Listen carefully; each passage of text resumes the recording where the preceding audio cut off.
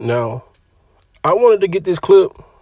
I wanted to get this clip because one, this is an example where women always say, when I get a man that move proper, I'll automatically go into my feminine energy, right? That's what they claim.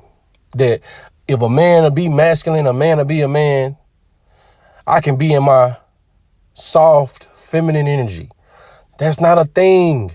That's not a thing. You think you just gonna go from years of trauma, years of being like a man, years of being masculine, years of being mean, and just because a good guy come through your path, you just gonna automatically shed all the years of the BS you've been doing for years.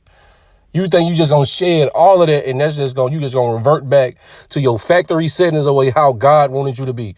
It's not possible. It's not logical. It don't make sense. It ain't real.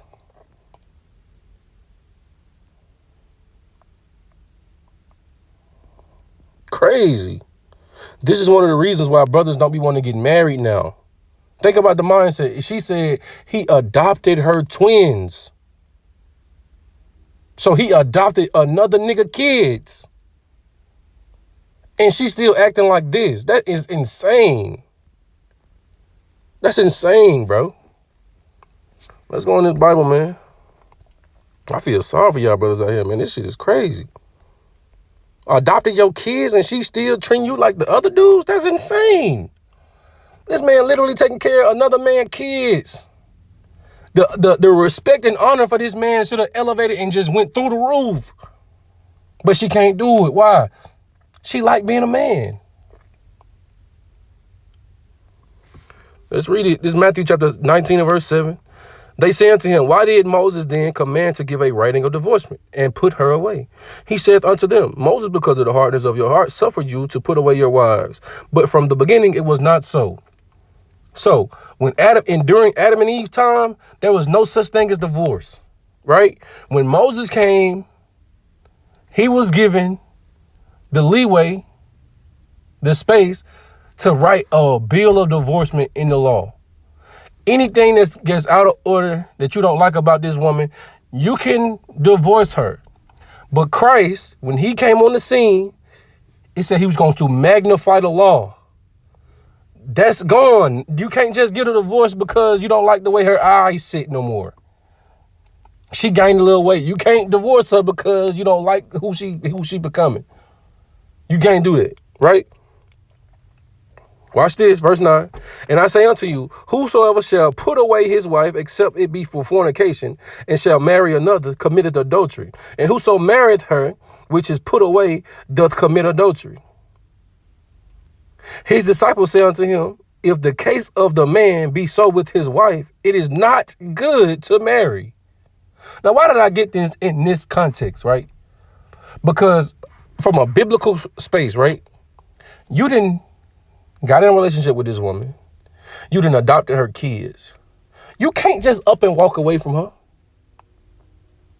I'm trying to put brothers in the mindset of how serious it's supposed to be, where you don't just jump into these relationships and make these rash decisions about people without doing all the work, without getting all the evidence and information that you need to get before starting a family with somebody, especially taking on another man's kids.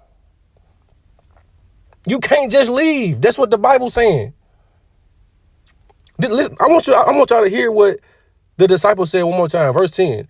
His disciples say unto him, if the case of the man be so with his wife, it is not good to marry. So, and when Christ broke down, you can't just up and run away.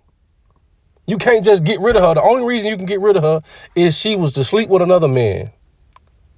They turned around and said, well, it's better not to get married at all.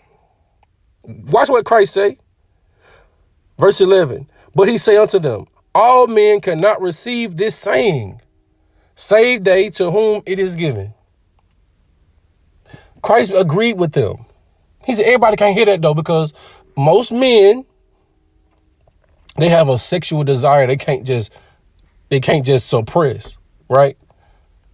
And you can read about that in 1 Corinthians. He said, it's a good thing that men don't touch a woman, but a lot of y'all gonna be burning in y'all lust. Y'all need to get married. Why? Because you're gonna be doing a lot of evil, trying to, you know what I'm saying, satisfy your lust, when you need to just go ahead and get married so you can have somebody to do that with. But it's a lot of steps that gotta go into that. And Christ is explaining to you, you still gotta do right by the woman if you gonna go through life with somebody. You gotta still do that. So I don't know who this brother is, but honestly, I feel sorry for the brother, for real. Because if you didn't took the time to adopt her kids, you love the kids too. At the end of the day. That's crazy, bro. That's kind of crazy. I don't know about that one, bro. I got something for her though. This is first Peter chapter 3 and verse 1. Likewise, ye wives, be in subjection to your own husbands, that if any obey not the word, they also may without the word be won by the conversation of the wives. So what is this saying? Even if you don't like what dude doing, going back into her old relationships, because you saying he a great dude, but you can't see yourself being a woman for him. That don't make no sense. When the Bible, even if he was an evil dude, you still supposed to do what's right. You can't be a man because you don't like the way he acting. You still got to be yourself. You still got to be a woman at the end of the day. And I wish our sisters would think like this more often. You still got to be who you supposed to be. You can't just, oh, well, I'm gonna be a nigga. I'm gonna be masculine. I'm gonna be the dominant. I'm gonna lead the relationship because I don't like what you're doing. Why don't you just lead a relationship, sis? If he don't do right by you as a man, why don't you get out of the situation? Because at the end of the day, you're going to be judged for all your actions at the end of the day. I don't know. People don't understand that. People act like that's not a real thing. You're going to get judged for your actions. So your best bet is to still do right. The best example of that is Abigail. I want to say it's 1 Samuel chapter 25. The best example of that. Her husband was an evil dude, and she still did what was right by him. Guess what God did? Kill the dude. The Most High killed him. That man's heart just stopped beating. Let's get some more. Because she kept on saying one particular thing that was getting on my nerves. Hold on, let's go get it right quick.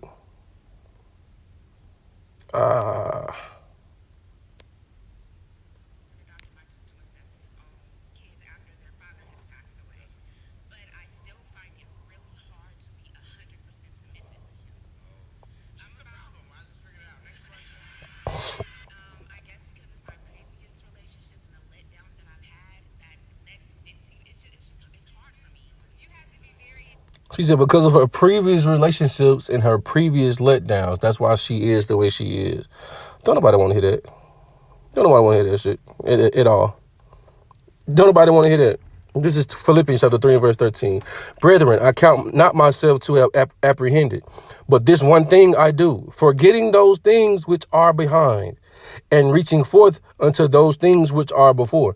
Because if you're in a situation, right, you're in a better situation, you can realize that this man is a different level. This dude is different. He not treating you the way the old man treated you. He letting you be in your proper position, right?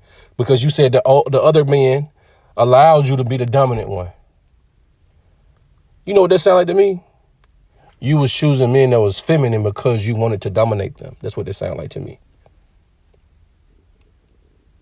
But you can't come into a new situation where a man is going to do right by you, and you still trying to carry it like the other dudes that was letting you get away with murder. Let's read it again. Brethren, I count not myself to have apprehended, but this one thing I do, forgetting those things which are behind. Because people going to make mistakes, right? You're going to be in situations that you're not proud of. But if you dwell on those things, you can't progress the farther you go on in your walk. You got to let that stuff go, or else it's going to start weighing you down and you're not going to be able to do or move properly later on. You got to fix it. You got to let it go. And reaching forth unto those things which are before. Because you got to deal with the present like it's the present. You can't deal with the present with the same emotion that you were dealing with the stuff in the past. You can't do that. That's an evil way of thinking at the end of the day. Let's get some more. Because I don't think a lot of sisters understand. A lot of y'all super masculine because y'all be wearing pants. It is what it is. Y'all put on what a man's supposed to put on and don't think that it's gonna put a manly spirit on you. Just like I ain't seen that one man with a dress or a skirt on not move like a woman. I've never seen it. It's Deuteronomy chapter 22 and verse 5. The woman shall not wear that which pertaineth unto a man, neither shall a man put on a woman's garment. For all that do so are abomination unto the Lord thy God. Because clothing can put a spirit on you. I don't care how you sliced it. Everybody know when you done put on your best clothes, when you feel like you looking fresh, it put a different spirit on you. Your confidence increase. Everything about you changes a little bit. You don't think that go for the style of clothing that you wear? You don't think people wearing punk rock clothing, it don't put a certain spirit on you? People like the preppy cheerleader girls in high school, you don't think that put a certain type of spirit on you? You don't think dressing like a gangster rapper put a certain type of spirit on you?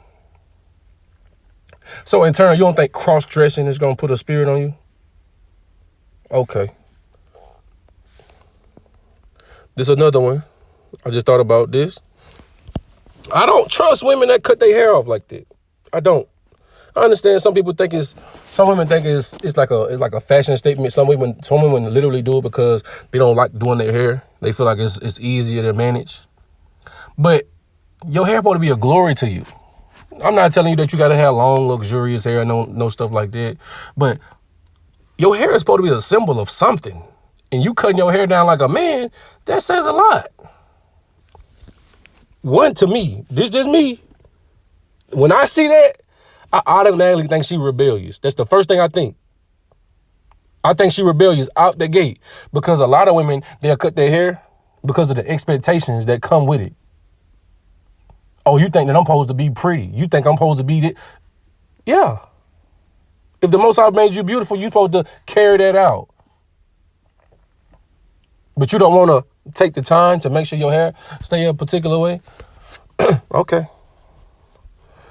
This is what I think of when I see that. This is Isaiah chapter 3 and verse 16. Moreover, the Lord said, because the daughters of Zion are haughty, and walk with stretched forth necks and wanton eyes, walking and mincing as they go, and making a tinkling with their feet. Therefore, the Lord will smite with a scab the crown of the head of the daughters of Zion, and the Lord will discover their secret parts. Now think about it, right? The Most High said he's going to smite the crown of their head with a scab, right? What does that look like in real life? It's called alopecia. Let's just get straight to it. Verse 24, and it shall come to pass that instead of sweet smell, there shall be stink, and instead of girdle, a rent, and instead of well set hair, baldness, and instead of a stomacher, a girding of sackcloth, and burning instead of beauty. These were the judgments for our sisters thinking that they was better than us. That's what going back into because the daughters of Zion are haughty. That's having a superior spirit. You thinking that you better than everybody. And you're not going to see it act like black women don't act like that with black men. A lot of black women think that they better than black men. Case in point, the sister thinking because you was dealing with weak niggas in the past, you can treat a good man like he a weak nigga. That's not how this go. So in return, the Most High made their vagina stink. They body shape messed up because instead of a girdle, rent. Instead of well set hair, baldness. That's what I think about. When I see a sister who cut their hair off willingly, I think she rebellious. That's what I think. It is what it is. Let's get some more. Let's get some more.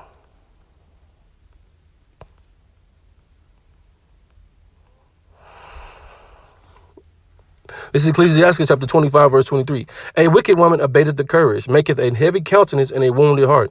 A woman that will not comfort her husband in distress, maketh weak hands and feeble knees. I wanted to read this because it's something about a woman not playing her role that I don't think you really understand. You can really destroy this man. If this, like, think about the mindset. You know how much of a commitment he was willing to show that he really 10 toes down in this thing with you by adopting your kids.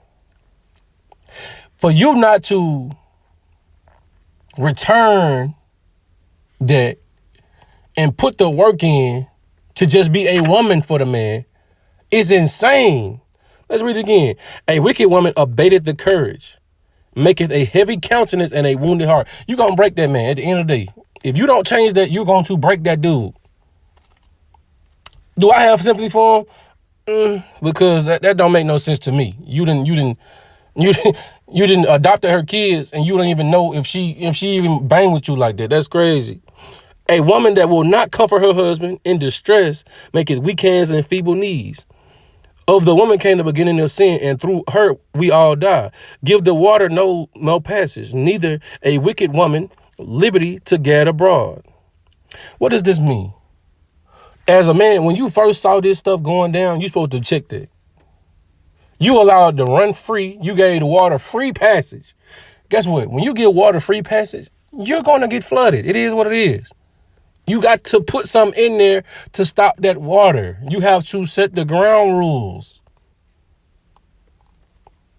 And she probably would have respected that, honestly, because she needs somebody to be dominant with her. She needs somebody to tell her to sit down and be quiet. She needs that. Hey, you doing too much right now. You acting like a man right now. Go sit down. It is what it is, man. It is what it is. But y'all let me know what y'all think in the comments, man. Do y'all feel like a man should adopt a woman's kids? Cause me personally, I wouldn't adopt nobody's kids before I truly understand that they really down for me. That's just me. I can't do it. Me personally, I'm not about to do it. I got my own kids. I'm married. If I was ever in a situation like that, I don't expect nobody to adopt mine. I don't expect a woman to put her name down on legally to be my children's, you know what I'm saying, legal guardian. I wouldn't expect nobody to do that. But you got men out here that put themselves in a position to get played like that, man. It is what it is. Y'all let me know what y'all think in the comments, man. I'm out.